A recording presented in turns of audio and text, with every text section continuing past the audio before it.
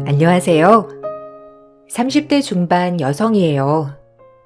친구들한테도 혹시나 남편 얼굴에 먹칠하게 될까봐 얘기하지 않았던 이야기를 지금 한번 해보려고 해요. 연애 결혼으로 남편과 행복한 신혼생활을 꿈꾸며 결혼했어요. 항상 화목하고 깨볶을 것 같던 신혼이었고, 단 하나의 문제라면 시댁 식구의 과한 개입이 많았다는 거예요.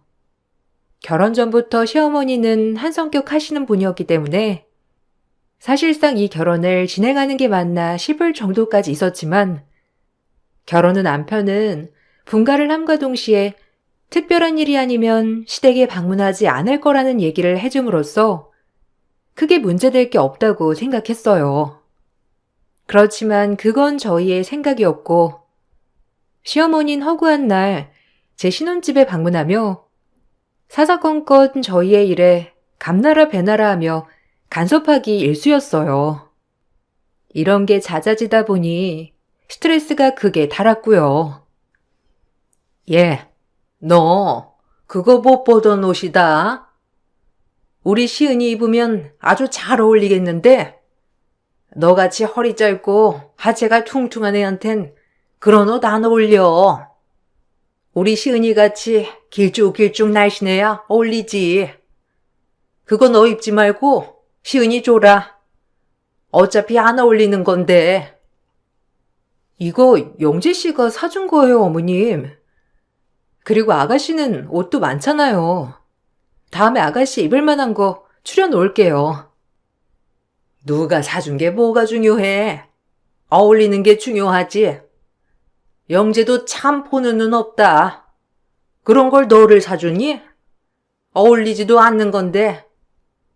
그래도 사준 사람에 대한 예의가 아니죠. 아가씨는 옷 많잖아요. 어머님은 매번 저 볼 때마다 옷을 그렇게 달라고 하시네요.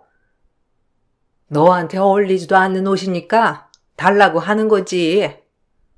너 말투가 나를 꼭 거지 취급하는 말투 같다. 기분 나빠서 원. 늘 제 물건도 탐내시고 집에 오면 살림까지 뒤져가면서 뭐든지 가져가려고 하시는 시어머니였어요. 저희 부모님이 그러시지 않으니까 사실 이런 부분이 당황스러웠고, 제가 조금이라도 기분 나쁜 티를 내면 어머님은 본인을 거지 취급한다며 오히려 역정을 내시곤 하였죠. 어머님의 비위를 맞추는 게 제일 힘들 정도였고, 남편도 본인 자식이면서 어쩜 자식 물건을 그리 탐을 내시는지, 시어머니는 딸바보 그 자체였어요. 뭐든지 좋은 것, 예쁜 거, 맛있는 것은 본인의 딸한테만 주려고 하시는 분이었거든요. 저 역시 친정엄마와 각별했던지라 그 부분에 있어서는 사이좋은 딸과 엄마 같은 모습일 뿐이었습니다. 냄비 샀니? 좋아 보인다. 이거 나 가져가도 되지? 어차피 너희 요리도 잘 안 해 먹는다며. 이거 다 영재 돈으로 산 거 아니야. 그러니까 나한테도 권한이 있지. 가져가서 잘 쓸 테니까 영재한테도 그리 일러둬. 그러니까 진즉 우리 집 냄비 세트 바꿔줬으면 좀 좋아. 꼭 내가 달라고 해야지 이 집은. 남자는 여자 하기 나름이야. 네가 영재한테 잘 코치를 해야지. 어머님, 냄비 세트 친정부모님이 결혼할 때 선물로 사주신 거라서요. 제가 나중에 사드릴 테니까 가져가지 않으셨으면 해요. 옷도 안 된다. 냄비 세트도 안 된다. 뭐가 그렇게 안 되는 게 많아 너는? 그렇게 잘난 아들 너한테 장가 보냈으면 이 정도는 해줘야지. 애가 참 정도 없어. 우리 딸이 시집가서 너처럼 그럴까 무섭다. 내가 지금부터라도 교육을 철저히 시켜야지.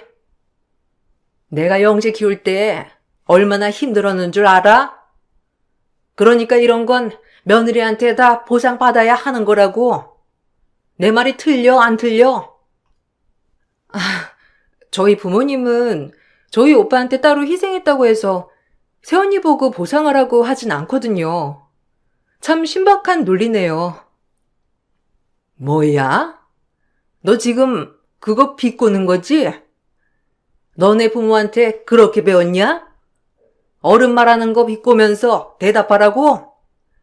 하여튼 요즘 애들 무섭다니까. 말 대답하는 것도 그렇고. 우리 시은이한텐 절대 그러지 말라고 내가 신신당부를 해야겠다. 시어머님은 항상 저를 겨냥하듯 말씀하셨고, 저희가 시댁에 가지 않아도 시어머니는 늘 저희 집에 방문하여 제 속을 뒤집어 놓는 날이 허다했어요. 그러던 중 시어머니가 그렇게 아끼던 고명딸 시누이가 혼전 임신을 해서 집안이 난리가 났던 날이 있었어요.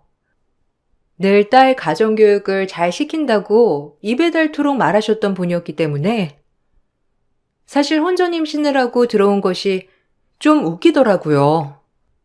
매번 저와 시누이를 비교하면서 저보곤 못 배웠다고 하시고 시누이 보곤 곱고 고운 공주딸이라고 하셨거든요. 그 공주딸이 시어머니의 뒤통수를 제대로 쳐버린 것이죠. 시어머니는 노발대발 하셨지만 그래도 곧 혼전 임신한 딸을 받아들였어요. 몰라, 나 임신했어. 이제 이 사람한테 시집 갈 거야. 그러니까 엄마가 이것저것 준비해줘. 오빠한테 말해서 말이야. 너네 오빠한테 당장 얘기해야겠다. 오빠라면 해줘야지. 내가 잘 얘기할게. 혼전 임신이라 그 집에 책 잡히지 않으려면 아주 바리바리 싸가야겠네. 하나뿐인 우리 딸 혼전 임신이라고 사돈댁에 무시당하는 꼴 절대 못 보지. 감히 누구 딸인데. 오빠가 집안 혼수는 다 해주겠지? 당연히 해줘야지, 오빠로서. 엄마가 잘 거슬려서 꼭 나 책 잡히지 않게 해줘. 예비시댁 얼마나 잘 사는지 몰라. 내가 아주 땡 잡은 거라니까. 아마 엄마도 얘기 들어보면 완전 생각이 달라질걸? 내 인생 이제 폈다고. 뱃속에 있는 아가가 복덩이야. 그러니까 엄마는 너무 걱정 마. 내가 괜히 엄마 딸이겠어? 나 똑똑하잖아. 그래, 우리 딸이 혼전 임신을 아무렇게나 할 애가 아니지. 다 생각이 있던 거야. 역시 우리 공주다. 혼수는 걱정 마. 니네 오빠 내 말이라면 껌뻑 하잖니. 하나뿐인 동생 빈몸으로 실가게 할 수 있겠어? 기 안 눌리게 팍팍 밀어줄 거야. 시누이는 혼전 임신을 하고 들어오자 처음엔 시어머니가 속이 상해하셨지만 시누이가 남자를 잘 물었다고 하시며 처음과는 반대로 시누이의 임신을 엄청 좋아하셨어요. 그리고 저희에게 당연하다는 듯이 시누이의 혼수를 요구하더라고요. 처음엔 제가 잘못 들었는 줄 알아 재차 물으니 어머님은 당연하다는 듯이 요구했어요. 그 얘기를 들으니 어머님과 시누이의 욕심에 치가 떨렸고 여유가 된다면 못해줄 게 없었지만 저희도 맞벌이로 딱 생활을 하는 부부였기 때문에 시누이 집안 곳곳을 가정가구로 채워주기가 쉽지 않았기 때문이에요. 하지만 그런 걸 아는지 모르는지 시어머니는 막무가내로 남편을 들볶기 시작했고 그런 시어머니에게 안 된다고 계속해서 거절하는 남편을 보고 있자니 답답했어요. 남편과 시어머니는 평범한 모자지간 같지 않았거든요. 네가 누구 덕에 지금 이렇게 컸냐? 당연히 네 여동생 혼수는 해줘야지. 그래야 사돈댁에 책 잡히지 않을 거 아니야. 제 시집 올 때 해온 게 뭐가 있어? 꼴랑 냉장고, 세탁기. 두고두고 내가 이렇게 어이가 없는데 네 여동생도 그 집에서 네 와이프 같은 대접받길 바라니? 하여튼 이번에 나 실망시키지 마라. 네 여동생한테 하는 거 내가 똑똑히 지켜볼 테니까. 너 내 은혜 모르면 사람 아니다. 나한테 은혜 갚는다고 생각하고 네 여동생 시집갈 때 식 잡히지 않게 해. 그게 내 명령이야. 저희도 형편이 안 되는 걸 어떻게 그렇게 무리하게 해줍니까? 그리고 이젠 제가 홀몸도 아니고 엄연히 가정이 있는 사람인데 와이프랑 상의는 해야죠. 하여튼 지금 확답은 못 드려요. 그러니까 너무 기대하지는 마세요. 뭐? 이래서 옛말 틀린 거 하나도 없다더니 네가 지금 누구 덕에 이렇게 떵떵거리며 살고 있는데 감히? 난 분명히 말했어. 네 여동생이 원하는 거 다 해줘야 해. 그 정도 받을 권리 있다고 생각해. 내 말이 틀리니? 적금을 깨든 알아서 해. 시어머니는 퍽 하면 남편에게 빚을 받아내는 것처럼 본인 덕으로 잘 살고 있는 거라며 항상 귀에 못이 박히도록 얘기하셨어요. 부모가 자식한테 하는 얘기치고는 너무 키워준 생색을 내는 것 같아 듣기 거북할 때가 종종 있었고, 이런 부분이 반복이 되자 시어머니와 제 사이는 극명히 안 좋아지기 시작했습니다. 그러자 시누이마저도 시어머니와 합세하여 저희에게 대놓고 많은 것을 요구하기 시작했고, 요즘 말하는 것처럼 시댁에 호구 잡힌 느낌이 들었죠. 화가 나기도 하면서 착잡한 마음이었어요. 아니, 언니는 우리 엄마가 오빠 키운 세월 얘기하면 절을 해도 모자랄걸요? 그러니까 나 시집갈 때 이 정도는 양호한 거지. 부모가 자식 키운 게 뭐 그리 생색낼 일인가요? 당연히 해야 할 일인 건데. 그리고 매번 그런 식으로 오빠한테 이것저것 요구하는데 그건 좀 아닌 것 같아요. 어머님도 그렇고 아가씨도 그렇고 저희가 땅 파서 돈이 나오는 게 아니잖아요. 아가씨 결혼 선물 섭섭지 않게 해드릴 테니까 무리한 요구는 하지 마세요. 이런 게 다 부담이 되고 서로 깔끔하지도 않은 거예요. 막말로 아가씨, 우리 결혼할 때 축의금 하셨나요? 돈이 다가 아니지만 이건 진짜 아닌 것 같네요. 아가씨도 사회생활 하시면서. 언니, 그걸 일일이 세고 있었어요? 내가 축의금 안 낸 거 아직까지 생각할 정도면 엄청 마음에 담아두나 보네. 엄마, 언니 얘기하는 거 들었지? 무섭다 진짜. 아닌 척하면서 돈 가지고 쨍얼거리는 거. 이래서 사람 속은 아무도 모른다더니. 너 아주 무서운 애구나. 그리고 생색. 네 남편이 해줄만 하니까 해주는 건데 네가 뭔데 못 해주겠다 말아야? 무조건 해줘야 해. 안 하면 아들이고 며느리고 내가 다신 안 볼 줄 알아. 그것뿐이야. 두고두고 너희 후회하게 해줄 거니까 그리 알아. 하나뿐인 오빠가 돼가지고 동생 홍수 하나 안 해주려고 이렇게 마누라까지 대동해서 이유되는 거 나 역시 어이가 없다.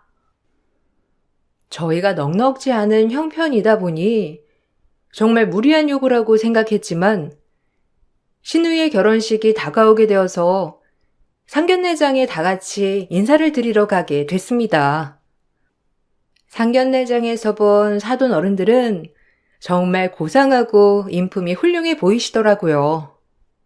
건물도 여러 채 가지고 계신 부유한 분들이라고 했지만 부유하다고 해서 사람을 깔보거나 무시하는 그런 분들은 아니었고요. 그래도 시누이가 좋은 집에 시집가게 된 것 같아 기분은 좋았고 시어머니도 어찌나 그 집에 잘 보이려고 애쓰시던지 그 모습이 조금은 우스꽝스러워 보였답니다. 그래도 남편 될 사람도 참 선해 보이고 너무 좋은 모습이라 제 마음도 훈훈해졌어요. 아이고, 사돈어른, 저희가 다 맞춰야죠. 저희 고명딸, 제가 정말 귀하게 키웠는데 이렇게 사돈어른들이 우리 아이를 예뻐해 주시니까 제가 몸둘 바를 모르겠어요. 너무 감사합니다. 혼수나 이런 것들은 저희가 다 맞춰드릴 테니 걱정 붙들어 매세요. 뭐 혼수야, 이미 했죠, 뱃속에. 저희가 강남에 42평 아파트 하나 남는 게 있거든요. 애들 신혼집으로 해줄 예정이에요. 거기 안에만 좀 잘 채워넣으면 될 것 같고 따로 저희한테 뭐 해줄 건 없고요. 그저 둘이 잘 살면 장땡 아니겠어요? 그래도 우리 시은이 보니까 오빠가 참 든든한 것 같아 제 기분이 좋네요. 혼수도 오빠가 해주기로 했다면서요? 그러기 쉽지 않을 텐데. 어머머, 당연히 할 도리죠. 오빠라면 여동생 그것 좀 못 해주나요? 강남에 42평이라니. 아유, 너무 감사합니다, 사돈. 얘기 들어보면 시은이 참하고 선하던데 저희가 이런 며느리 맞이하게 돼서 얼마나 기쁜지 몰라요. 잘 키워주셔서 정말 감사드려요. 저희 아들이 외동아들이다 보니 솔직히 결혼해서 잘만 살아준다면 이 재산 다 물려줘도 아깝지 않고요. 어머머머, 우리 시은이 예쁘게 봐주셔서 너무 감사해요. 제 딸이라서가 아니라 아주 며느리 잘 얻으신 거라니깐요.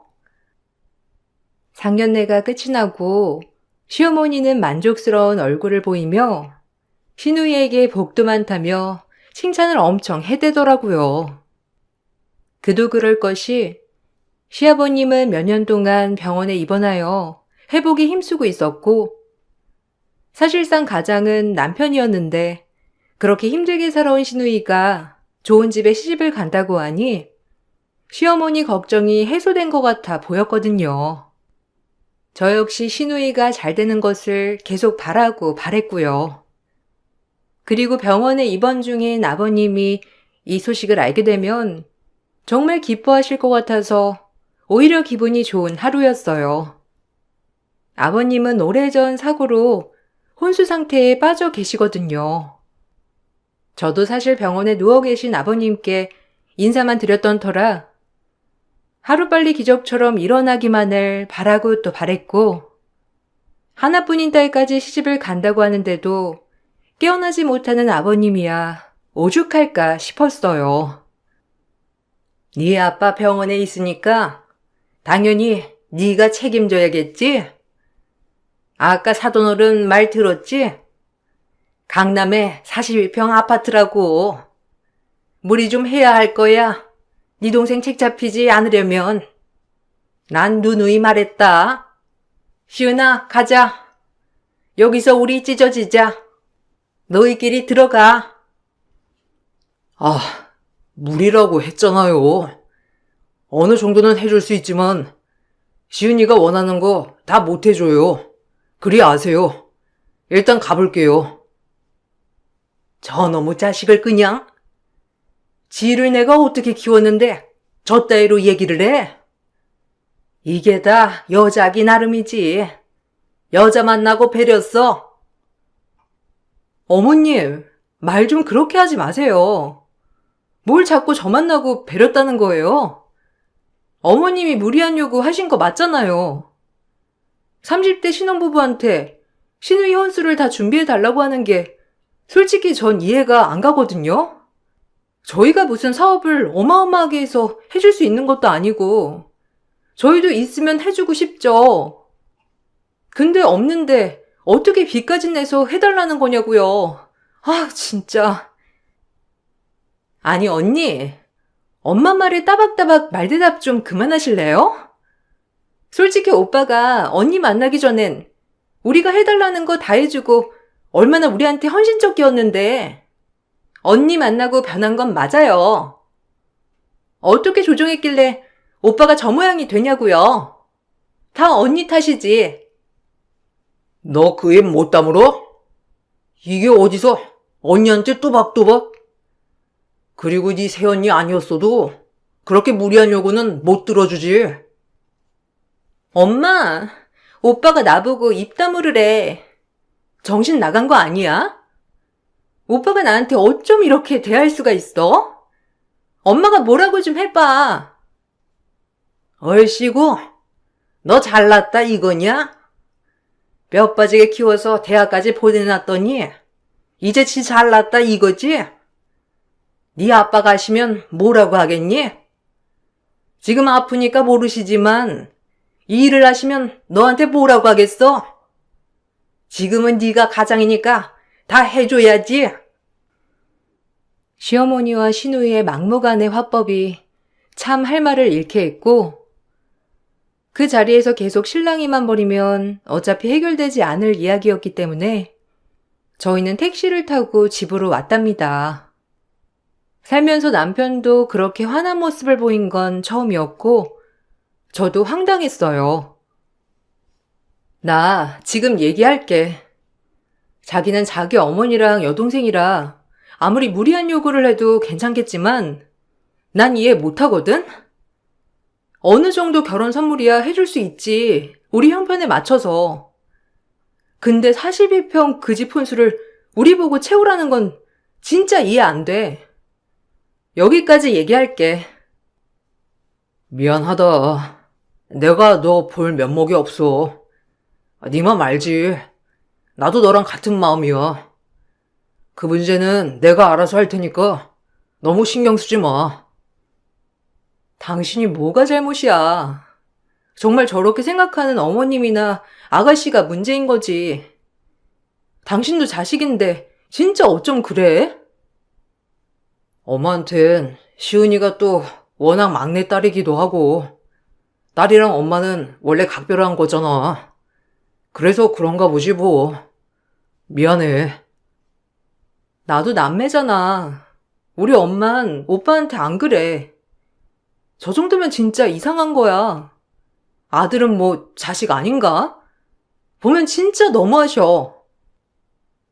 남편 또한 그럴 수 없다고 저에게 못을 박았고 그 일은 이렇게 일단락 되는가 싶었어요. 결국 저희가 냉장고와 세탁기 그리고 건조기까지 해주자 시누이와 시어머니 입이 대빨 나오고 말았죠. 그래도 어쩔 수 없는 현실이니 받아들였고 대신 그걸 받으면서까지 불평불만을 토로하셨어요. 제 상식상 정말 이해되지 않았지만 최대한 이해하려고 노력했던 것 같아요. 참나, 지 동생 시집 가는데 꼴랑 가전 3개? 내가 너를 어디 그렇게 키웠냐? 어쨌든 알겠으니까 최고급으로 해줘. 오빠, 진짜 너무한다. 엄마가 지를 어떻게 키웠는데? 엄마 말대로 최고급으로 살 거니까 그리 알아두면 좋겠어. 그리고 시누이는 우여곡절 끝에 결혼을 하게 되었고 비록 아버님이 아프셔서 못 오는 결혼식이었지만 그래도 그날만큼은 시어머니와 시누이가 참 행복해 보여 좋았답니다. 저 역시 그동안 미운 감정은 접어두고 온전히 축하해 주었죠. 그러던 중 결혼식 끝나고 피료연 때 제가 발을 헛디뎌 넘어지는 바람에 병원에 가게 되었어요. 하필이면 좋은 날 전 뇌진탕으로 병원 치료를 받게 되었고 저 역시 너무 놀랍고 당황스러웠지만 그래도 그나마 경미한 뇌진탕이라고 하여 안심하였어요. 자기 그래도 큰일 날 뻔했어. 진짜 결혼식 끝나고 피로연이었길 망정이지. 결혼식 전에 그랬으면 당황했겠어. 몸은 진짜 괜찮은 거야?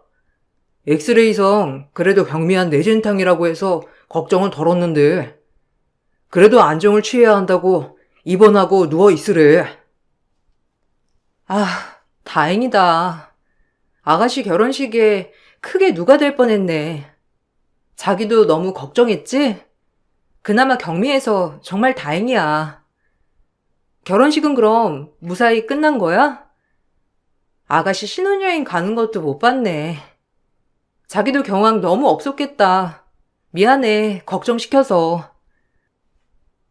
그렇게 남편과 도란도란 이야기를 나누고 전 3박 4일이라는 짧은 시간 입원을 하였는데 마침 태어날이 시누이 신혼여행에서 오게 되는 날이었어요. 그리고 전 퇴원을 하려고 입원실에서 퇴원 수속을 기다리고 있는데 다짜고짜 시어머니가 병원으로 들이닥치며 저에게 큰 충격을 주었습니다. 제가 살면서 당한 일 중 가장 어이없는 행동을 가만히 있는 제가 당한 것이에요. 시누이가 오늘 오는 날이면 버뜩 퇴원 수속 끝내고 이바지 음식을 차려야지. 뭘 아직도 자빠져 있어? 당장 못 일어나? 너랑 네 남편은 어쩜 그렇게 행동이 굼뜨니? 하나이는 여동생이랑 시누이인데 그렇게까지 나 몰라라 할래? 혼수도 그렇고 진짜 내가 화가 나서 못 참겠네. 당장 일어나. 이바지 음식 차려야 하니까. 네가 하지 누가 하라는 거야? 속 터진다 진짜. 신우 이바지 음식 차리라며 내진탕으로 입원한 제게 다가와 제 머리에 무력을 가한 시어머니였어요.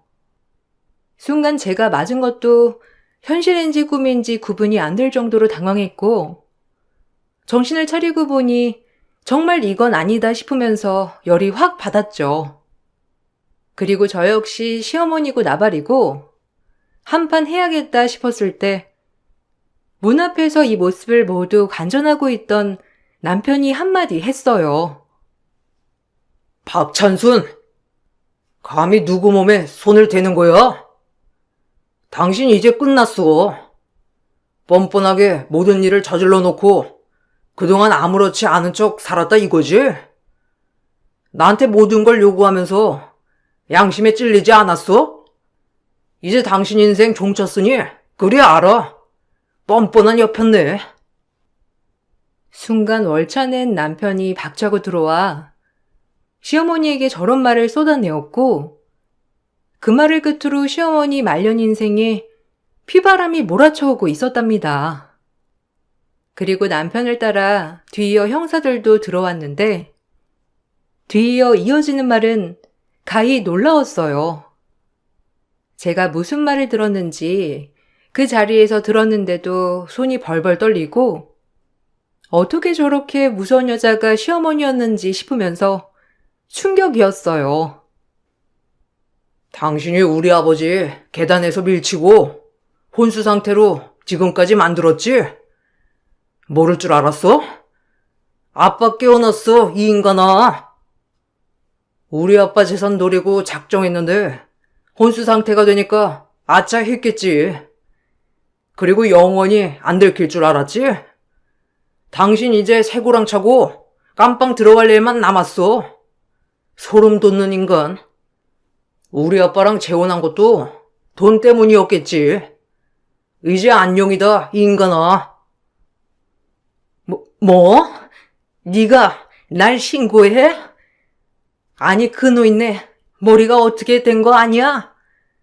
혼수 상태에서 이제 막 깨어난 사람 말을 왜 믿어? 내가 니네 부자한테 얼마나 헌신했는데 감히 나한테 뒤통수를 쳐? 니들이 그러고도 인간이야? 가만 안 둘 줄 알아? 그 얘긴 경찰서 가서 하고 이제 당신 인생 존쳤으니 말년이나 대비해. 아무것도 없이 늙어 저 세상 갈 테니까. 남편의 말은 놀라웠는데 알고 보니 지금의 시어머니는 친어머니가 아니었고 어려서 시아버님이 재혼을 했다고 했어요. 지금의 시누이는 시어머니가 데리고 온 딸이었고 어느 정도 재산이 있었던 시아버지야 재혼한 시어머니는 모든 재산을 남편과 나눠 갖기가 싫어 집 계단에서 시아버님을 밀어버렸고 많이 다친 시아버지는 그날부터 혼수 상태가 되었답니다. 증거도 없고 물증도 없는 상태였기 때문에 시어머님의 말만 듣고 아무런 조사가 이루어지지 않았던 거고요. 기적처럼 시아버지가 깨어나시면서 이 모든 만행이 밝혀진 거예요. 이 말을 듣고 얼마나 소름이 돋던지 매일 남편에게 그렇게 생색을 냈던 것도 본인 자식이 아니었기 때문에 그랬던 것이에요. 하지만 시어머니는 끝까지 뻔뻔한 태도를 유지했고 오히려 당당하게 얘기했는데 그 모습을 보면서 아, 저렇게 뻔뻔해야 이런 죄도 짓는구나 싶은 마음이 들었고 정말 무서웠어요. 내가 이렇게 희생했으면 네 아빠 재산은 내가 가져가도 되잖아. 어디 너랑 나눠 가지게 해? 내가 니네 부자한테 얼마나 희생했는데. 그러니까 이 꼴이 나지. 완벽할 수 있었는데 하필 깨어날 게 뭐람?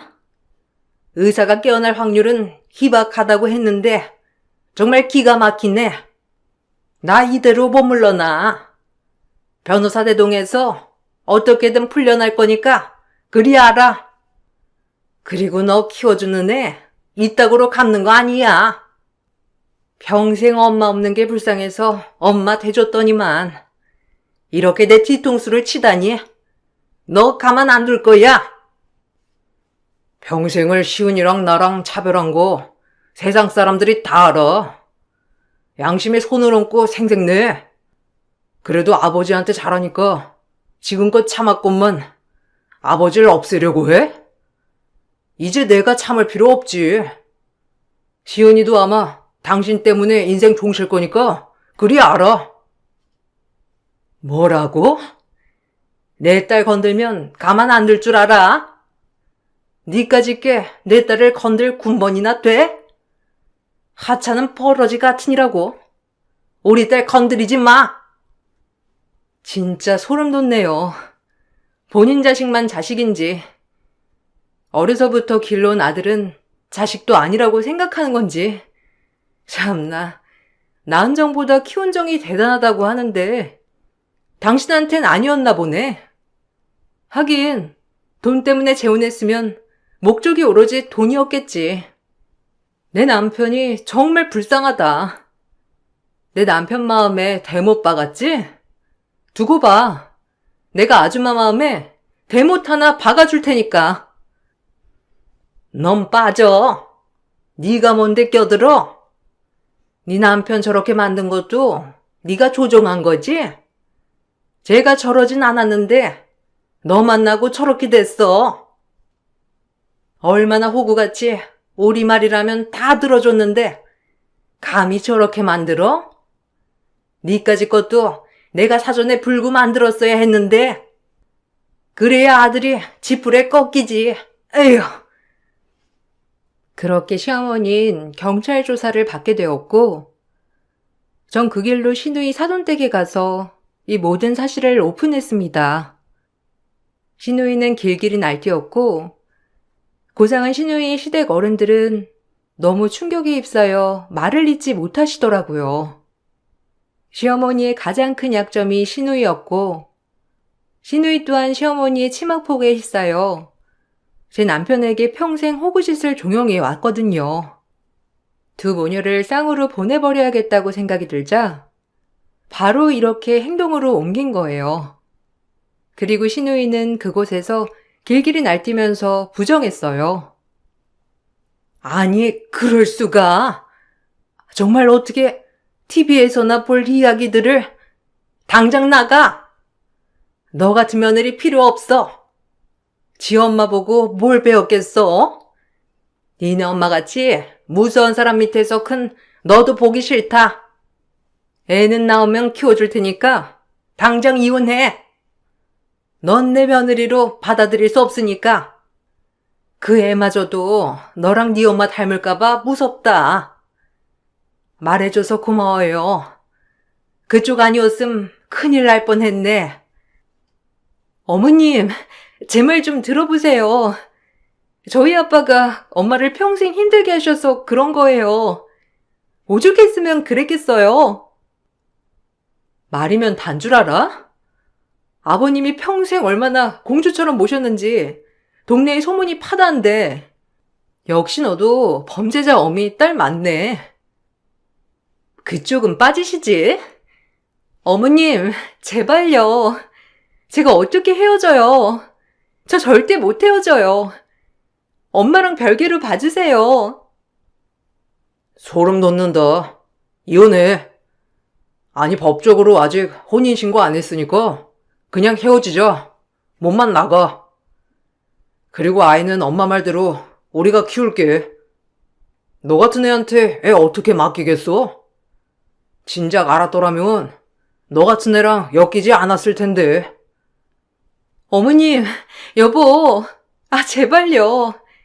어떻게 나를 쫓아내겠다는 거야? 원하면 엄마랑 손절할게. 그러니까 한 번만 봐주세요. 입 다물어라. 그 핏줄 어디 가겠니? 너도 그럴 인간이야. 애초에 싹을 잘라 버려야지. 당장 내 집에서 나가. 이 무서운 거사.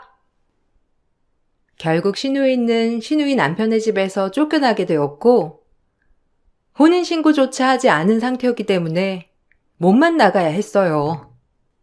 그리고 본격적으로 시어머니는 경찰 조사 후 구속영장이 떨어졌습니다. 그러던 중 병원에 입원한 아버님은 천천히 쾌차하고 점점 호전되셨고, 제 남편 또한 시어머니에게 평생 정서적 괴롭힘을 당해왔다는 것을 계기로 위자료 청구 소송까지 하였어요. 그야말로 작심하고 남편이 강경하게 나가니 시어머니 말년 인생 나락으로 떨어지게 된 것이죠. 평생을 엄마 행생을 하면서 남편에게 모든 것을 요구해왔다는 것을 알게 되니 남편이 너무 안타깝고 불쌍했습니다. 그 마음 오죽할까 싶으면서 늘 참아왔다는 거잖아요. 그래도 지금이라도 바로잡을 수 있음에 얼마나 기쁜 마음이 들었는지 역시 죄를 지으면 안 되겠다고 생각했어요. 남편 또한 그동안 당해온 것을 계기로 제가 본 남편 중 제일 단호하고 강단 있게 행동했어요. 한 번만 용서해주면 안 되겠니? 어쨌든 니네 아빠 살았잖아. 나 아무것도 필요 없다. 그냥 우리 시은이랑 살집 하나만 장만해주면 깨끗이 사라질게. 우리 시은이도 나 때문에 그 집에서 쫓겨나고 양육권 소송 중인 거 알잖아. 아줌마, 정신 차려요. 이제 와서 용서를 바래요? 평생을 아버님 모르게 내 남편을 차별하고 괴롭힌 것도 모자라. 지금까지 당신네 모녀 물주로만 생각했잖아. 내가 용서 못해. 남편이 용서한다고 하더라도 내가 못하니까 그리 알아요. 그럼 콩밥 잘 드셔. 네가 뭔데 껴들어? 우리 아들이 나한테 그럴 리 없어. 내가 남인데도 키워줬는데 나한테 이렇게는 못하지. 남도 당신보다 잘했어. 하긴 당신도 남이긴 하지. 그동안 당해온 세월 이렇게 보상받네요. 마지막 남은 인생 깜빵에서 잘 썩다 나오시고 그렇게 아끼는 고명딸 그 집에서 소박 맞고 미혼모로 사는 거나 봐요. 당신 때문에 일어난 일이니까. 내가 니네 아빠 시중 든 게 몇 년인데 말년에 깜빵에서 썩을 것 같아? 깜빵에서 나와서 두고 봐. 가만 안 있을 거니까. 아이고, 무서워라. 늙은 아줌마가 뭘 할 수 있겠어요? 됐고, 거기서 모범수로 활동해서 조금이라도 형이 단축되길 바라세요. 아오지 깨어나길 망정이지. 평생 모르고 저 모녀한테 호구 잡힐 뻔했네. 뻔뻔한 것들 같으니라고. 결국 인과응보, 시어머니는 구속되었고, 저흰 그 시어머니와 시누이에게 해방될 수 있었어요. 그리고 시아버지는 아직도 병원에서 치료 중이시지만 많이 호전되어 곧 퇴원을 앞두고 계세요. 그래도 혼수 상태로 꽤 있는 것 치곤 정신도 또렷하고 그날 일을 생생히 기억을 하셔서 이렇게 범죄를 밝힐 수 있었던 거죠. 남편은 그동안의 세월을 이제야 보상받는 것 같다고 하며 가장 편안한 미소를 보였습니다. 그리고 모든 사실을 제가 알게 되자 남편은 오히려 저한테 미안해했는데 진작 어머니가 새어머니라는 것을 말할 걸 그랬다고 말이죠. 하지만 남편 성품에 말하지 않는 걸 보면 아무래도 평생 그렇게 시누이와 차별을 받아왔음에도 본인의 친어머니나 다름없다고 생각해서 저에게 따로 얘기를 안 했다는 게 분명해요. 그런 신중한 사람이거든요. 그런 아들을 두고 시어머니와 시누이는 평생을 이용하려고 하고 그것도 모자라 시아버지가 가지고 있는 재산마저도 본인들이 다 가져가려 했다는 것이 정말 나쁜 인간들임을 또 한 번 증명한 거죠. 모든 게 완벽 범죄인 줄 알았던 시어머니의 계획이 결국 들통나버린 걸 보면 역시나 나쁜 사람은 언젠가는 벌을 받게 되는 것 같아요. 이번 일을 계기로 살면서 선하게 살아야겠다고 한 가지 배웠답니다. 날씨가 점점 쌀쌀해지고 있는데 한절기 감기 조심하시고 이렇게 글을 마무리해 볼게요. 감사합니다. 안녕하세요. 그동안 살면서 이런 경험은 처음이라 여러분들과 소통을 좀 해보고자 이렇게 사연을 신청하게 되었습니다. 지금까지 최선을 다해서 살아왔었어요. 누군가를 위해 그리고 앞으로 펼쳐지게 될 인생길에 좀 더 나은 삶을 살고 싶어 쉼없이 달려왔었습니다. 때론 이게 뭐 하는 건가 싶을 정도로 포기하고 싶을 때도 있었지만 꼭 찾아올 거라는 행복 때문에 뼈를 깎는 고통을 이겨내 왔었고 노력은 배신을 하지 않는다고 그토록 바라던 결과물을 얻을 수 있게 되었죠. 하지만 그 기쁨도 잠시 저에게 엄청난 일이 눈앞에 펼쳐졌고 제 두 눈으로 보게 된 현실과 그동안 인생을 갈아 넣었던 제 삶들이 무너지는 순간이 다가왔었습니다. 저는 남편을 대신해 7년이라는 시간 동안 하나의 목표를 위해 달려왔었어요. 제가 정말 많은 고생을 하고 있다는 걸 두 눈으로 봐왔던 남편은 피나는 노력 끝에 그토록 바라던 임용고시 합격이라는 선물을 저에게 안겨주었습니다. 그때 당시 고생한 시간들에 대한 보상을 한꺼번에 받는 것 같았고 세상의 모든 걸 다 가진 기분이었어요. 그렇게 남편은 고등학교 교사가 되었는데 어디서부터 잘못된 건지 예전과는 달라지는 모습들을 조금씩 보여주고 있었습니다. 저는 당연히 남편이 사회생활을 하는데 부딪히는 부분들 때문에 저한테 신경을 써주지 못할 정도로 바쁘게 생활하면서 피로가 많이 몰려와 그러는 줄 알았었어요. 그래서 남편이 다니고 있는 학교에 찾아가게 되었죠. 나한테 전화 한 통 하지 않고 학교에 오면 어쩌자는 거야? 주변에 보는 시선이 얼마나 많은데. 누가 이런 거 챙겨달라고 했어? 학교에 오지 말라고 얘기한 거 나도 잘 알고 있는데 지나가다가 당신 생각나서 이것 좀 전달해 주려고 왔지. 오늘도 집에 늦게 온다며. 요즘 끼니도 잘 챙겨 먹지 못한다고 하니까 내가 걱정이 안 되겠어? 최근 들어서 살도 많이 빠졌고 임용고시 준비할 때와 다르게 지금이 더 힘들어하는 것 같아서 그냥 지나칠 수가 없었다고. 이따 저녁에 이거 챙겨 먹어. 이거 뭐야? 장어즙? 이걸 지금 여기서 나보고 먹으라는 거야? 그냥 도로 가져가. 내가 늙은이도 아니고 이런 걸 왜 먹어? 엄마가 당신 건강이 걱정된다고 특별히 신경 쓰신 것 같아.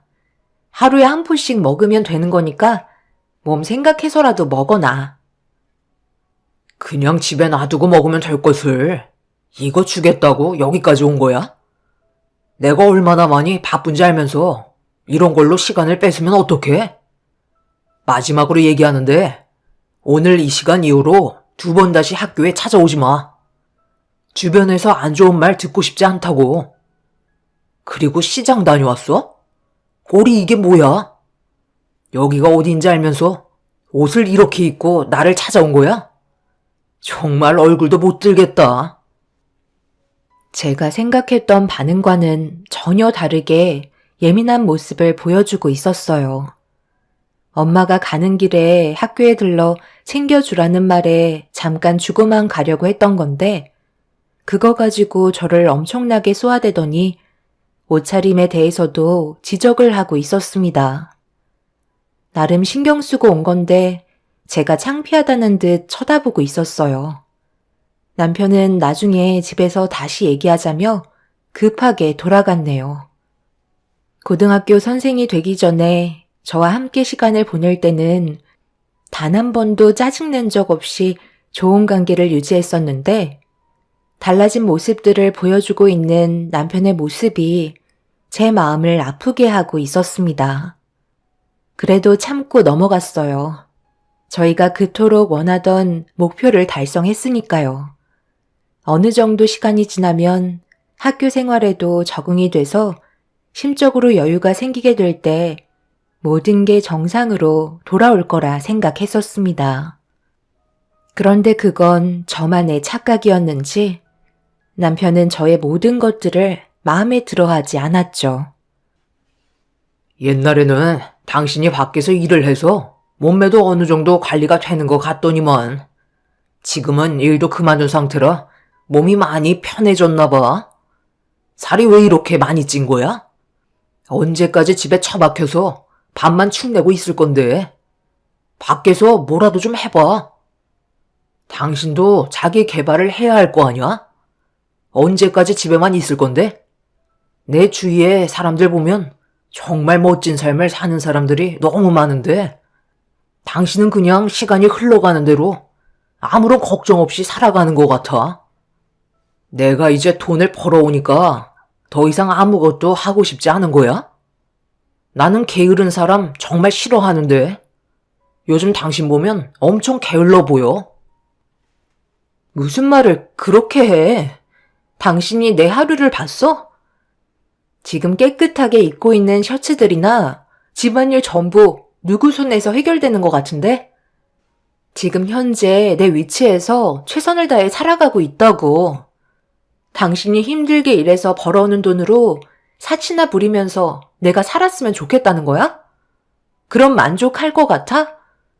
우리 이제 시작하는 단계인 건데 한 푼이라도 아껴서 넓은 집으로 이사도 하고 아이도 낳아 안정적인 가정을 꾸려야 하지 않겠어? 나는 그런 계획을 가지고 있는 건데 도대체 뭐가 부족하다는 건지 나는 잘 모르겠어. 그리고 요즘 살찐 것도 갑상선 기능 저하증 때문에 약 먹어서 그런 거 알면서 그냥 내 전부가 이제 꼴 보기 싫은 거니? 당신 요즘 나를 너무 막대하는 것 같아. 내 주변 여자 선생님들은 화장도 진하게 하고 몸매도 좋아서 옷도 이쁜 것들로만 골라서 입던데 당신은 여자이길 포기했니? 집안일 하는데 화장을 진하게 하고 몸매가 드러나는 옷을 입고 있으라는 거야? 나도 밖에서 취업하면 당연히 그렇게 했겠지. 그것뿐이야. 배운 게 없어서 그런지 지식도 짧아서 대화도 잘 안 통하고 공통되는 게 없으니 내가 당신한테 얻을 수 있는 게 없어. 그래서 무슨 말을 듣고 싶은 건데? 나랑 이제 그만하고 싶다는 거야? 그래서 그런 걸로 나한테 상처를 주고 싶은 거니? 남편은 저와 더 이상 대화하고 싶지 않다며 방으로 들어갔어요. 그날 정말 너무하다 싶었고 결국 서러운 마음에 눈물을 흘리고야 말았죠. 남편과 결혼 이후 뒷바라지 하는 게 너무 힘이 들어 몇 번 눈물을 훔친 적은 있었지만 남편에게 상처받아서 눈물을 흘린 적은 그때가 처음이었어요. 말이 7년이지 그 기간은 저에게 너무나도 긴 시간이었고 정말 힘들었었는데 그런 모습을 옆에서 지켜봐왔던 남편이 아무렇지도 않게 뱉은 말들은 제 머릿속에 각인이 되고 말았습니다. 이런 삶을 살고 싶어서 이렇게 생활한 것도 아닌데 저를 더 이상 여자로 바라봐 주지 않는 남편의 변화된 모습이 저를 더 지치게 만들고 있었어요. 그런 반복되는 시간들이 많아지니 제 눈에서 흘리는 눈물들도 더욱더 많아졌어요. 그런데 어느 날 시어머니가 저희 집에 찾아왔습니다. 너 요즘 사이가 별로 좋지 않다면서? 대충 얘기 들어보니 말도 없이 학교도 찾아오고 여자에게 포기한 사람처럼 살고 있다며? 언제까지 그렇게 살 거야? 내 아들의 수준이 높아졌으면 너도 어느 정도는 뒷받침이 되어줘야 하는 건데 그렇지 못하니까 이런 상황이 생기는 거 아니니? 그동안 내 아들의 성공을 위해 네가 얼마나 힘든 시간들을 보냈는지 나도 잘 알고 있다. 그런데 남자라는 게 참 단순해. 우물 안에 개구리라고. 너만 바라보며 옆에 있었을 때는 바라보는 시야가 한정적이기 때문에 당연히 너만 바라볼 수 있었겠지. 그런데 지금은 우물 안에서 탈출한 개구리가 되어버렸기 때문에 보는 시야가 넓어졌고 그만큼 너랑 비교가 되는 여자들이 주변에 널렸기 때문에 그런 모습들을 지속적으로 두 눈으로 보고 있다가 집에 들어오면 사기 떨어지는 모습을 하고 있는 너를 볼 때 당연히 꼴 보기 싫겠지? 그러니 내 아들이 좋은 말이 나가겠니? 세상 밖에는 너와의 비교 대상이 손으로 셀 수 없을 만큼 깔려 있잖아. 너는 아직까지 우물 안에서 빠져나오지 못한 개구리라는 거야. 그렇다고 이제야 발버둥치며 우물에서 빠져나오려고 한다고? 지금 현재의 삶이 달라지겠니? 내가 봤을 때 너희들은 벌써 금이 가기 시작했기 때문에 예전처럼 다시 좋은 관계로 이어질 수는 없을 거다. 그냥 온갖 고통을 참아가며 살아가던지 아니면 이제 그만 내 아들을 놔주고 각자의 삶을 만들어가는 게 어떻겠니? 그게 오히려 속 편할 수도 있는 거야. 그러니까 어머님이 하신 말씀의 결론은 저와 그 사람이 이제 그만했으면 한다는 거예요? 각자 갈 길 가라고 하시는 거잖아요. 그렇게 해주는 게 제일 베스트지. 너는 너 수준에 맞는 남자와 다시 가정을 꾸려나가면 되는 거고 내 아들은 격에 맞는 여교사와 새 출발하는 거지. 원래 수준에 맞게 살아가야 가정이 깨지지 않는 법이야. 시애미가 이 말 하고 싶어서 찾아온 거다. 시모의 마음을 전부 다 알 수 있었어요. 결론은 저와 남편이 이혼하길 바라고 있었습니다. 그걸 원하기 때문에 찾아오신 거였어요. 이용할 만큼 써먹었으니 그만 폐기 처분하겠다는 말로 들렸네요. 시모의 말을 듣고 있는데 너무 억울했었어요. 시모는 각자의 인생길이 다르기 때문에 그만 정리하라는 말로 끝내신 뒤 자리에서 일어나시며 탁자 위에 서류 봉투 하나를 두곤 집으로 돌아가셨어요. 서류 봉투 안에는 예상했던 대로 남편과 저와의 이혼 서류가 있었죠. 정말 어이가 없었습니다. 온갖 아쉬운 소리 해가면서 그동안 정말 열심히 살아왔었는데 돌아오는 거라곤 이혼 서류였다는 거에 화가 머리끝까지 올라오고 말았습니다. 그래서 그날 늦은 시간까지 남편을 기다렸고 집에 들어오자마자 탁자에 있던 이혼 서류를 집어 던지며 소리를 지르고 말았습니다. 당신 어머님한테 무슨 말을 했길래 이혼 서류를 가지고 온 거야? 나랑 이제 그만 끝내고 싶다고 얘기한 거니? 당신과의 관계를 정리하고 싶다는 말을 우리 엄마한테 얼마 전에 한 적은 있었지. 그런데 그게 잘못된 건 아니잖아. 나는 격이 맞는 여교사와 제2의 인생을 살고 싶은 것 뿐인데 내가 그런 마음을 가지고 있다는 거에 용서를 구할 필요는 없다고 생각하는데? 뭐라고? 당신이랑 없이 결혼해서 선생 하나 만들어 보겠다고 7년간 당신 뒤나 닦아주면서 살아온 나한테 어떻게 그런 말을 아무렇지도 않게 할 수가 있는 거지? 당신은 내 인생이 불쌍하지도 않아? 처음에 뭐라고 그랬어? 임용고시 합격하고 선생이 되면 앞으로 내가 고생한 만큼에 대한 보답을 해주겠다며. 그런데 그 말들이 전부 다 거짓이었던 거야? 그냥 이용해 먹으려 한 거냐고. 그야 처음에는 당연히 내가 가진 게 없었고 서로 의지하며 살아가야 했기 때문에 그런 마음이 생길 수도 있는 거지. 그런데 선생이 되고 보니까 능력 좋고 매력이 넘치는 여교사들이 내 앞에 펼쳐져 있는데 당신이 내 눈에 채워지겠어? 저번에도 얘기했잖아. 당신은 더 이상 나한테 매력이 느껴지지 않는다고. 나를 이 자리까지 만들어준 건 정말 고맙긴 한데 딱 거기까지인 것 같아. 더 이상 우리가 함께 해봤자 좋아질 게 뭐가 있겠어? 좋았던 추억마저 없어지는 것보다 여기에서 그만하는 게 서로에게 상처를 덜 줄 수 있는 최선의 방법이라고 생각해. 우리 미련하게 질질 끌지 말자. 내 말 무슨 뜻인지 알지? 남편은 저 말고 다른 여자에게 관심을 가지고 있는 듯 보였어요. 그래서 제가 학교에 잠깐 들리는 것도 싫어했던 거고, 저는 더 이상 남편을 충족시켜줄 수 없는 불필요한 존재가 되어버린 거였죠.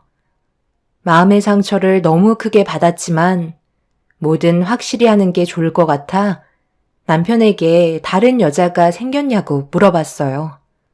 정확하게 듣고 싶었고 그래야 저도 마음의 정리를 할 수 있을 것 같았습니다. 남편은 제가 한 질문에 한치의 망설임도 없이 학교 내에 만나고 있는 여교사가 있다며 저와도 곧 정리할 거라는 말까지 이미 전달이 된 상태인 걸 알 수 있었습니다. 확실하게 듣게 된 저는 더 이상 추해지고 싶지 않아 조만간 법정에서 보자며 남편의 뺨에 손을 올려붙인 뒤 집에서 나오게 되었어요.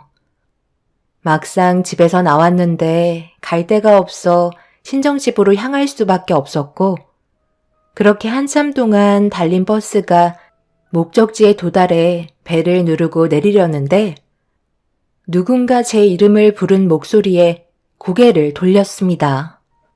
저를 부른 사람은 다름 아닌 고등학교 친구였어요.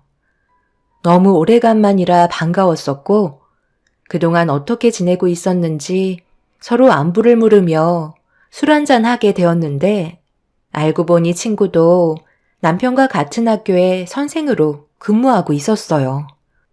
너무 놀라기도 했지만 제가 모르던 내용을 알 수도 있을 것 같아 조심스럽게 물어보려던 순간 저에게 핸드폰에 담겨있던 사진 하나를 보여주며 자기와 곧 결혼할 사람이라고 저도 결혼식에 참석해주길 원하고 있었습니다. 그리고 그 친구의 핸드폰 속에 담겨있던 사진은 다름 아닌 저와 아직 이혼을 하지 않았던 남편이었고 제 친구와 둘이 다정한 모습을 하고 있었습니다. 정말 오래간만에 만난 친구가 제 남편과 같은 학교의 교사인 것도 충격이었는데 둘이 결혼을 약속했다며 자랑스럽게 사진을 보여주는 모습에 표정 관리가 잘 되지 않았습니다. 그런데 곰곰이 생각해보니 고등학교 때 같은 반이었지만 그렇게 친한 사이도 아니었고 대화도 별로 해본 적이 없던 터라 지금의 상황이 좀 당황스러웠어요. 그런데 내 기억으론 우리 고등학교 때 그렇게 가까운 사이는 아니었던 걸로 아는데 3년 내내 같은 반이었지만 서로 대화 나눈 건 손에 꼽힐 정도였는데 내 이름을 아직까지 기억하고 있다는 게 더 놀랍네. 그러고 보니 그때 너한테 안 좋은 일도 있었던 걸로 기억하는데 잘 해결된 거야? 갑자기 문제가 생겨서 학교에 나오지 않았었잖아. 그럼 그 소문이 사실이었던 거네? 그 사람은 알고 있는 거고? 결혼을 하겠다는 거 보면 대충 얘기가 오고 갔을 텐데 아직까지 그건 모르고 있는 건가 봐? 그 소문이 사실이야. 그래서 어쩔 수 없이 학교를 나을 수밖에 없었지만 지금은 보다시피 잘 해결돼서 교사가 되어 있잖아? 결혼하기 전에 말하는 것보다 결혼하고 나서 말하는 게 좋을 것 같아. 그 사람은 내가 가진 모든 단점도 다 받아줄 수 있다고 그랬어. 분명히 문제도 이해해 줄 거라 믿어. 우리 부모님도 결혼하고 나서 이 사실을 알리는 게 좋을 것 같다고 하셨거든. 그래서 서둘러 결혼을 하려는 거고, 그 사람이 곧 이혼한다는데 서둘러 정리가 되었으면 좋겠어. 서로 워낙 안 맞는데. 성격도 그렇지만 일단 수준 자체가 많이 떨어지나 봐. 결혼에 대해 후회를 많이 하고 있는 중이래. 다행히 애는 없어서 우리 부모님도 이혼하면 바로 받아줄 생각이 있으시다고 했거든. 나랑은 너무 잘 맞아서 아무래도 천생연분 같아. 그리고 이건 비밀인데 나 지금 홀몸이 아니야. 임신했거든. 그 사람 아이가 내 뱃속에 있다는 게 너무 신기한 것 같아. 내 결혼식에 와줄 수 있는 거지? 학교 친구를 사회에서 만나는 게 쉬운 것도 아닌데 너랑 나랑 뭔가 있긴 한가 보다. 앞으로 연락 자주 하면서 지낼 수 있지? 그러고 보니 너무 내 말만 한 것 같네. 너는 어떻게 지내고 있어? 결혼은 했고? 나는 예전에 결혼했지. 그런데 이제 그만 이혼하려고. 서로 너무 마음이 안 맞아서 도저히 같이 못 살 것 같다. 친구는 어떤 상황인지도 알지 못하면서 저를 위로해주고 있었어요. 고등학교 때 친구가 제 남편과 바람나서 결혼까지 약속한 관계라는 거에 상당한 충격을 받은 상태였습니다. 남편은 저에 대한 존재를 친구에게 알리지 않았는지 제가 본처라는 걸 전혀 알지 못하고 있었네요.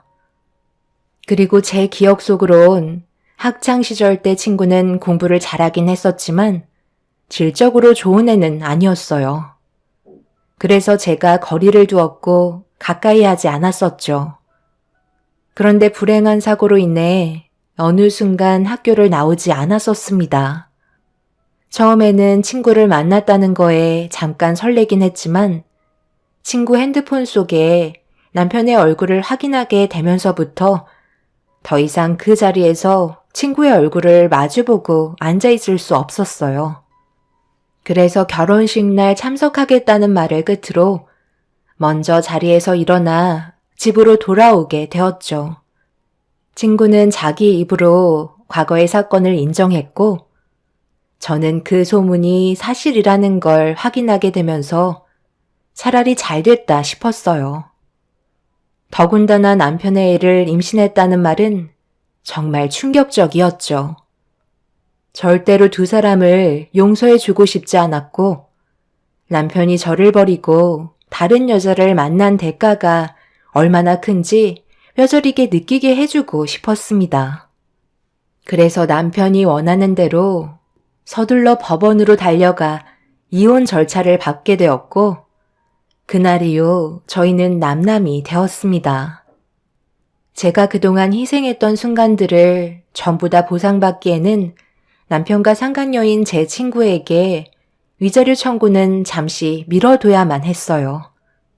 그렇게 한참 동안 침묵을 지키면서 기회를 기다려야만 했죠. 남편은 끝내 제 친구와 결혼을 하게 되었고 저는 복수를 하기 위해 식장에 몸을 숨기고 있었어요. 그런데 친구가 어디론가 급하게 끌려가고 있길래 그 뒤를 조심히 뒤따라가니 친구의 어머님과 심각한 대화를 주고받길래 귀를 기울이며 듣고 있는데 입을 다물지 못할 정도로 충격적인 계획을 세우고 있었습니다. 나도 모른다니까. 확실한 건 나와봐야 아는 거지. 느낌상 저 사람 애가 맞다니까? 오늘 결혼식이야. 엄마 제발 조심 좀 해줘. 너는 어떻게 된 게? 그때나 지금이나 정신을 못 차리고 있는 거야? 너 뱃속에 있는 아이가 김서방 애가 아니면 어쩌려고 그래? 언제까지 속일 수 있다고 생각하는 거냐고? 나중에 알기라도 하게 된다면 너 감당할 수 있겠어? 교사 생활도 끝이 나는 거라고. 엄마가 항상 몸뚱이 간수 잘하라고 몇 번이나 말을 했는데 일을 이렇게까지 만들어. 너한테 애가 둘이나 있다는 걸 아직까지 입 밖으로 꺼내지도 못한 상황이잖아. 하필 고등학교 때 임신을 해서 그것도 쌍둥이를 출산하더니 누가 애 아빠인지도 몰라서는 지금까지 엄마 죽어라 고생만 시키더니 이제는 또 뱃속에 있는 아이가 누구 아이인지 모른다고? 너는 여자가 왜 이렇게 조심성이 없는 거야? 엄마는 이제 모르겠다. 김서방 애가 아니면 커가면서 점점 닮은 모습을 찾기 어려울 텐데 그때 가서 김서방이 유전자 검사했는데 친자가 불일치 나오면 김서방은 자기 친자식도 아닌 자식들을 셋이나 키워야 하는 거라고. 제발 정신 좀 차려. 오늘 이 시간 이후로 절대 이 문제에 대해 입 밖으로 꺼내지 마. 알겠어? 그렇게 되는 순간 우리 집안은 나락으로 떨어지게 되는 거라고. 제발 엄마랑 마음 편히 좀 살자. 알겠다니까. 이제 그만 좀 해. 다른 사람이 이 사실을 듣기라도 하면 어쩌려고 그래? 이제 결혼식 시작해. 서둘러 가봐야 한다고. 친구는 충격적인 말을 남겨둔 채 급하게 식장으로 달려갔어요. 둘이 나눈 대화가 전부 핸드폰에 녹음이 되어 있었고 남편은 상간녀인 친구한테 제대로 호구 잡힌 거였죠. 그 사이 결혼식이 시작되는 노래가 울려 퍼졌고 저는 멀리에서 둘의 결혼식을 지켜보고 있었습니다. 원래 제가 세운 계획은 식장에서 이 사실을 전부 다 폭로하는 거였는데 생각이 바뀌었고 좀 더 시간을 두고 기다리는 게 좋을 것 같다고 판단하게 되었죠. 남편에게 최대한 많은 아픔을 주고 싶었습니다. 지금 당장 이 사실을 폭로한다면 남편을 구제해 주는 거나 다름없기 때문에 한 번 더 참고 기다려야만 했어요. 결국 결혼식은 끝이 나게 되었고 모두의 축하를 받으며 식은 마무리가 되었습니다. 그런데 누군가 갑자기 제 어깨를 강하게 잡았어요. 너 지금 여기가 어디라고 온 거야? 분명 우리는 너한테 결혼한다는 말도 꺼내지 않았는데 복수라도 하려고 찾아온 거냐? 그럼 제가 여기 축하해 주려고 온 것 같아요. 전부 다 뒤집으려고 찾아온 거죠. 저를 이렇게 만들어 놓고 저 사람이 행복하길 바라셨어요? 지구 끝까지라도 쫓아가서 저 사람의 인생을 망쳐놓을 거라고요. 제 두 눈앞에서 무너지는 걸 꼭 봐야겠어요. 제가 입 한 번 열면 어머님은 뒷목 잡고 병원에 실려가실걸요?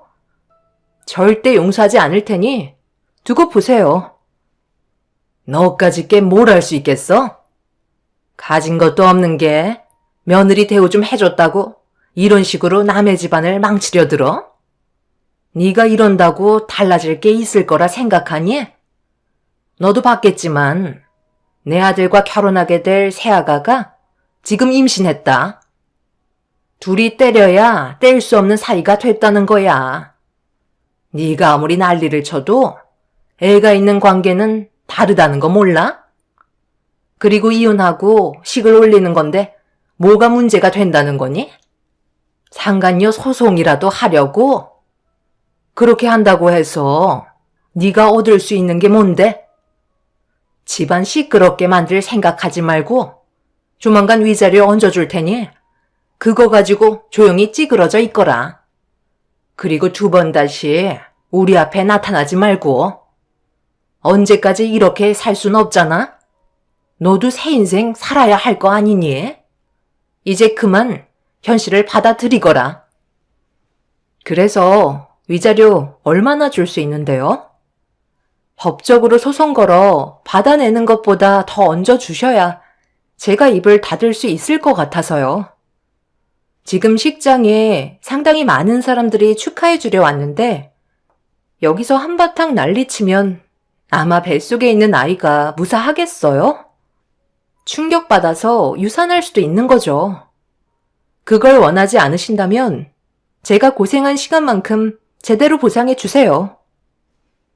시모는 제가 난리를 치면 유산을 할지도 모른다는 걱정 때문에 불안했는지 저에게 평생 입을 닫고 사는 조건으로 2억을 주겠다며 조만간 따로 만나자는 말에 3억을 달라고 요구했고, 시모는 말도 안 된다고 했지만 제가 즉각적인 반응을 보이려 하자 시모는 결국 저에게 3억의 위자료를 주겠다며 약속을 하셨습니다. 그날 이후 시모와 저는 따로 만나게 되었고 3억의 위자료를 받게 되었습니다. 그리고 2번 다시 시댁 식구들 앞에서 나타나지 않겠다는 각서를 작성하게 되었죠. 그렇게 모든 상황이 끝이 난 줄 알고 있는 시모의 발걸음은 가벼웠지만 저에게는 아직까지 터트리지 않은 진실이 또 하나 남아있네요. 친아빠가 누군지 확실하지 않는 뱃속에 있는 아이와 고등학교 때 아빠가 누군지도 모를 쌍둥이 자식 둘이 있다는 카드를 아직까지 손에 쥐고 있습니다. 언젠가는 터트려야겠지만 지금은 때가 아닌 듯 싶네요. 남편과 상간녀의 학교를 찾아가 폭로할지, 앞으로 제가 어떻게 처신을 하면 좋을지 여러분들의 의견을 듣고 싶어요. 그 사람들의 인생을 전부 다 무너뜨리고 싶습니다. 2번 다시 세상 밖으로 나오게 하고 싶지 않네요. 제 사연을 들어주신 분들의 생각을 기다리겠습니다. 감사합니다.